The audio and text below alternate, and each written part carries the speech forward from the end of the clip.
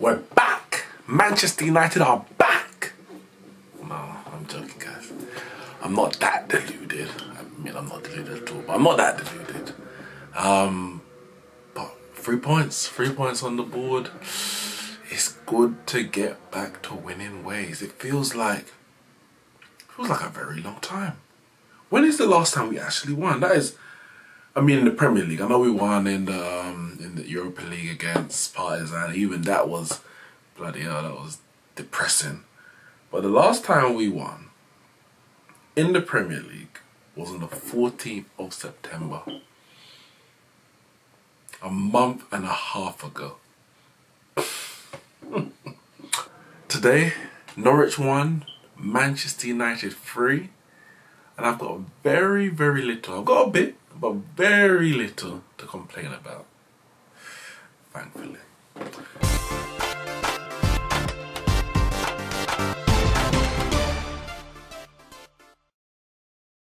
Good result. And as important, good performance.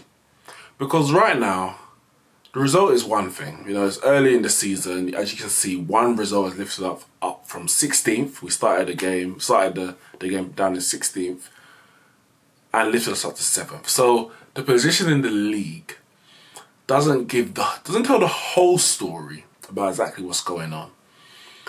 But the performance really does indicate where the club's going.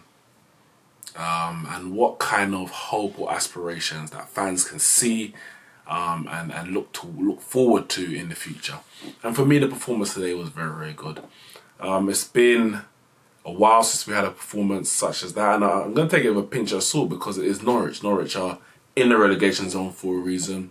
They are a newly promoted side, didn't make any transfers in the summer, but the reality is a lot of people doubted whether we would beat Norwich.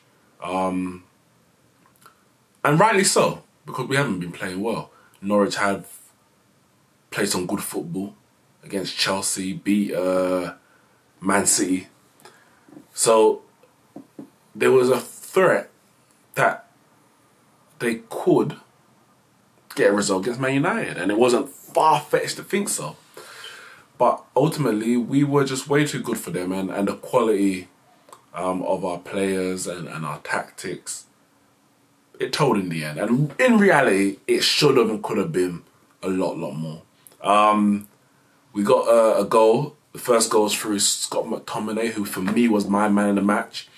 I think he controlled the midfield, bossed the midfield even, very well. He did make one error right at the end, which led to Norwich's consolation goal, which dented his performances. But for me, it was still not enough to take away what I would say is the man of the match. He won the Man United man of the match fan poll, even though Rashford got man of the match officially from the Premier League. But yeah, it was he got the goal to make it 1-0, and it was a deserved lead. We should have took the lead. It may well have been the corner just before. I can't remember exactly, because there was a corner Andres Pereira whipped in. Rashford and Nepo just chested it on and into the 6-yard box, and Marshall was there unmarked, free header, and looked to be a certain goal, 1-0. But Krul, who made a number of saves, we're going to get onto some of the key ones, made a number of saves. He blocked it, reflex save over the bar, back for another corner. And I think it was from that corner that we scored. Good strike from McTominay in the area, turned one time and passed the keeper. Krul could do nothing about that. He was wrong-footed, blindsided, everything. So that was 1-0 and deserved. The Norwich did actually start the game reasonably well, first 5 minutes or so. But by that time, we had taken charge of the game.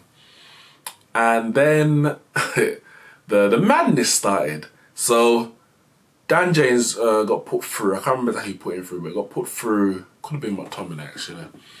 And he lent himself into the defender. So he initiated the first contact. And then the defender slid in and didn't get the ball. But for me, the tackle or the missed tackle from the defender wasn't the reason Dan James went down.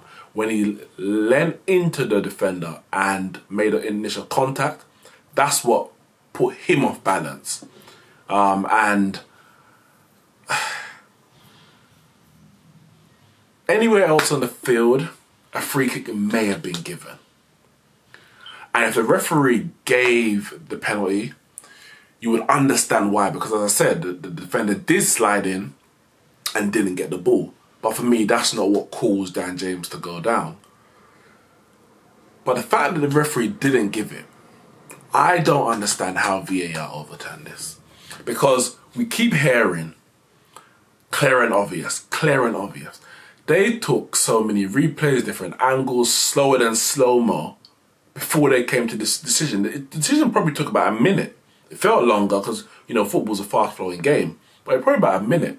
If you have to take that long and that many angles and keep replaying the same shot over and over again, it's not a clear and obvious error.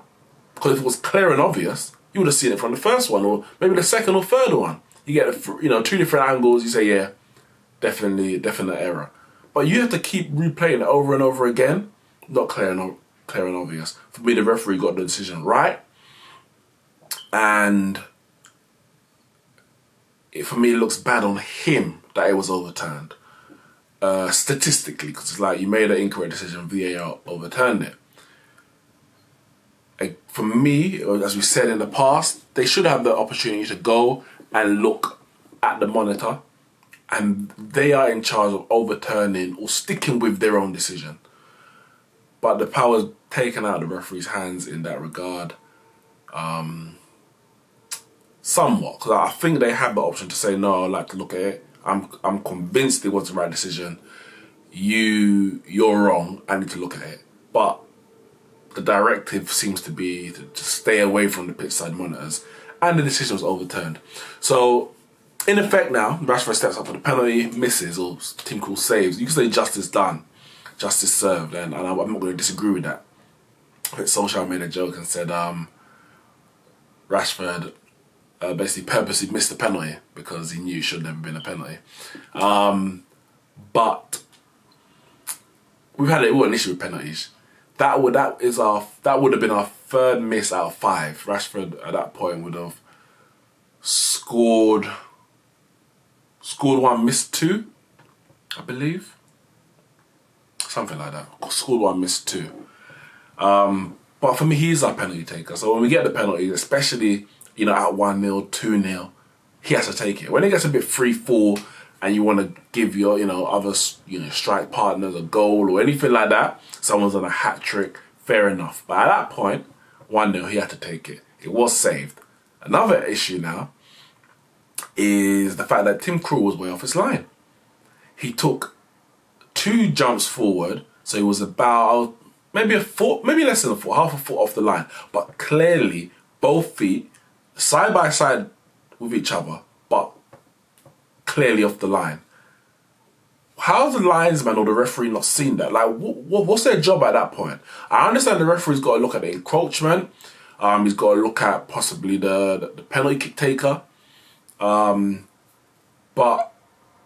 now that you've got VAR, which does rule an encroachment, and if there's like a double kick, VAR will rule against that.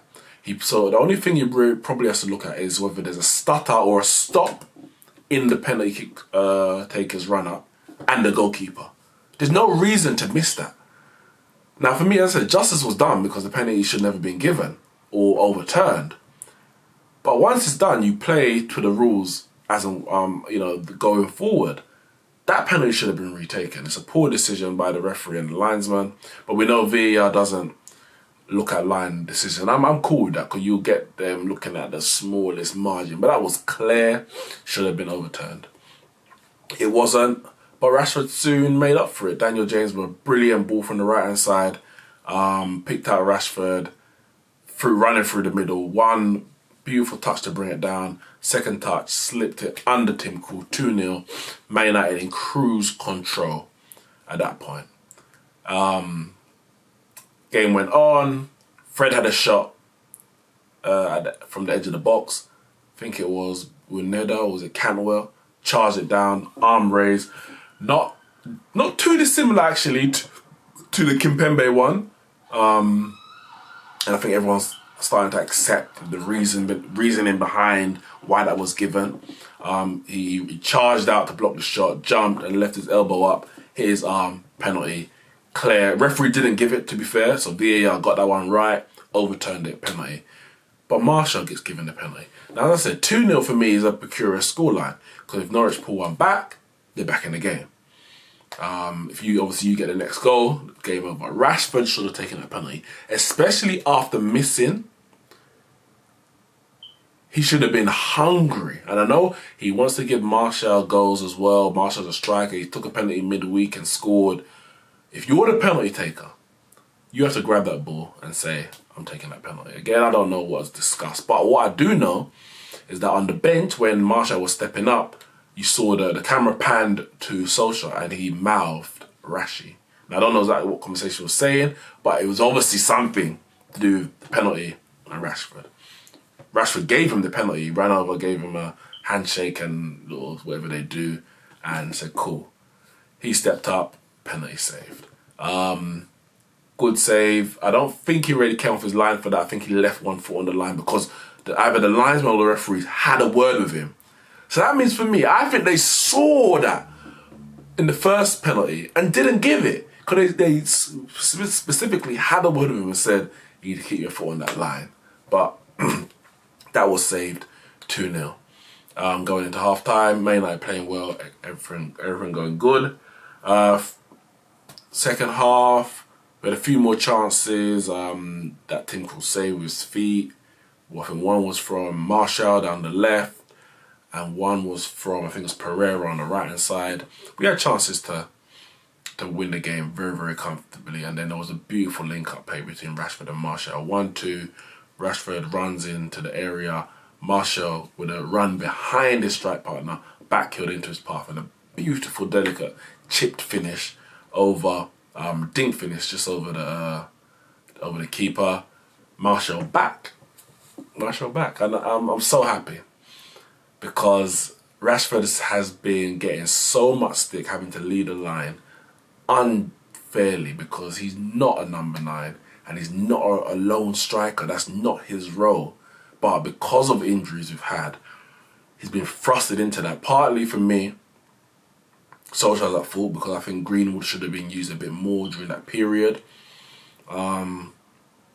But he gave that task to Rashford and he didn't cope very well, didn't play very well. Got a lot of criticism, people talking that by him being dropped, etc. But we've seen, as soon as he gets a strike partner, Dan James against Liverpool, Martial today, it's a different game because he can drift out to the left and impact the game in areas where he's more comfortable as opposed to playing with his back to goal and having to link play, which is in the strong part of his game.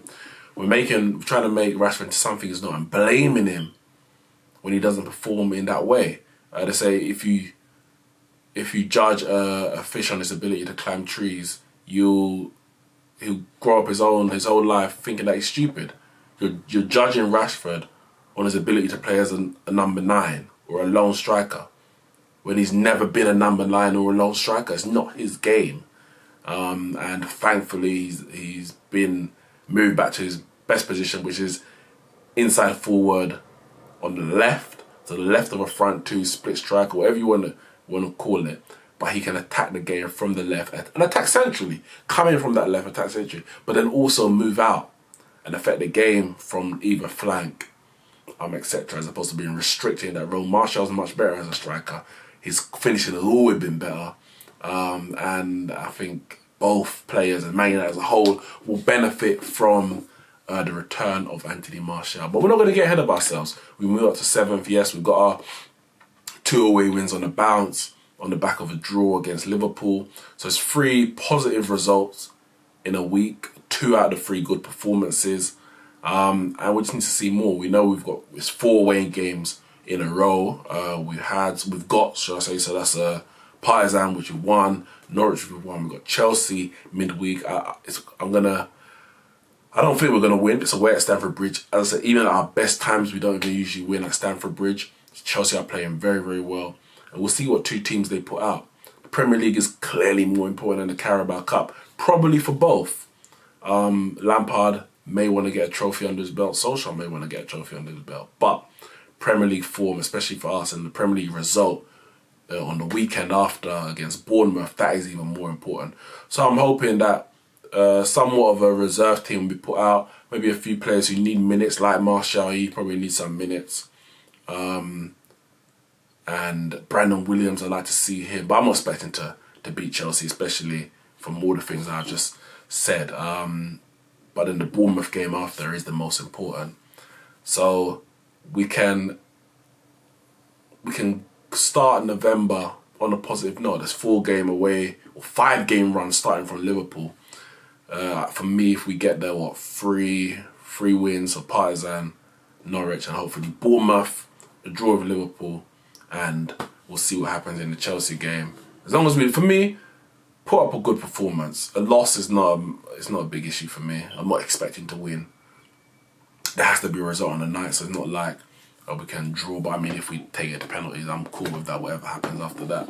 But yeah, 3 points and attacking football. That's what we want to see. Because it wasn't a case of we dominated the game. The stats is a very dangerous thing, because we look at the Liverpool game. Liverpool had more possession and they had more shots. Liverpool didn't create any chances, really, other than the Lallana goal, which came from our error. But because the stats look like they dominated, people use that as a stick to beat us with. Now, this game, we dominated much more, yet our possession stats, 54%, wouldn't suggest that. But as you can see, 11 shots on target. I don't remember the last time we had 11 shots on target. I don't even remember the last time we had, 21 shots in the whole game. Big chances created 4. I'm not sure if that includes the penalties. I'm not 100% sure. Total passes 480. Passes completed 406. Speaking of passes, Fred, Andres Pereira, our 2 Brazilians in the team. And on the ball, they're probably the least effective. It's poor. It's poor. We need to sort out that central midfield position. And obviously when Pogba comes back, it's a different story. But I want Pogba to replace Pereira in that number 10 position or attacking midfielder. So I want him to be able to drop deep into the midfield, but I want him as close to the 2 strikers as possible. But we need to strengthen that central midfield position, because it is not good. McTominay, man of the match, as I said, but he's a simple player, gets the ball, does his basic things, and he has popped up with goals this season. Obviously the banger against Arsenal and a good goal today. But we need something more in that midfield. Put it like this, I know it's easy, isn't it? Easy to say, but Kante, Kante is what we need. Kante is what we need. Kante is what everyone needs, isn't it? But Kante is what we need. Because Fred, he runs, and he got the energy, and he'll harass and harry and hassle and get in a tackle or anything there. But once the ball actually comes to him, the guy looks lost. He's Brazilian. He can't pass the ball. He can't control the ball. It's disappointing. Like, Herrera wasn't great, but he was much better than Fred. Now, for me, I gave him last season because it takes time to adapt, etc., etc. But this is the make or break season. 2 seasons in a row of mediocrity, below average performances. You got to go. 50 million, you got to go. So for me, this season is going to determine Fred's future at Man United, and it ain't been good so far. He's done certain things decent, certain things good. But you got to be able to pass the ball 5 yards. You really do. Like, it wasn't as bad today as the other performances, but there's really some simple passes, and you're like, you're a professional footballer. And if it was a case of, in this game he misplaced a few, I don't have an issue. But when I've seen this time and time again, just the fact that it happened once or twice today is enough for me to say, maybe today was one of the better performances, and he's going to go back to his norm in future games. But not going to end on a downer. 3 points, 3 goals, all from open play. Got to add that in. Rashford and Marshall link up looking good. Obviously we conceded, but that can happen. As I said, mistake from McTominay, but he was the man of the match, and he's grown from strength to strength in his first full season as a senior Manchester United player. And Ollie has a bit more time. Now, I say a bit more time. Woodward already said that, they're not looking at getting rid of him. The long-term vision is there. But just in terms of pressure from the fans, this is going to alleviate some. And the result was important. And arguably, not even arguably, the most important considering the position we were in. But the performance at this juncture was as important. And we got both today. So I can't complain. There's some other fans who might complain, but not me. Make sure you check out the rest of our videos. I'm going to be getting up that Arsenal versus Crystal Palace review just after this one from Ramon. And there's a lot to talk about there. Make sure you check out the Have Hope Football Hut tomorrow, 8 PM. The Football Dugout, myself, Devo, and Have Hope. We're going to be going in on everything in the Premier League because it's been an exciting weekend. Hit the like, share, and subscribe button, and I'll see you.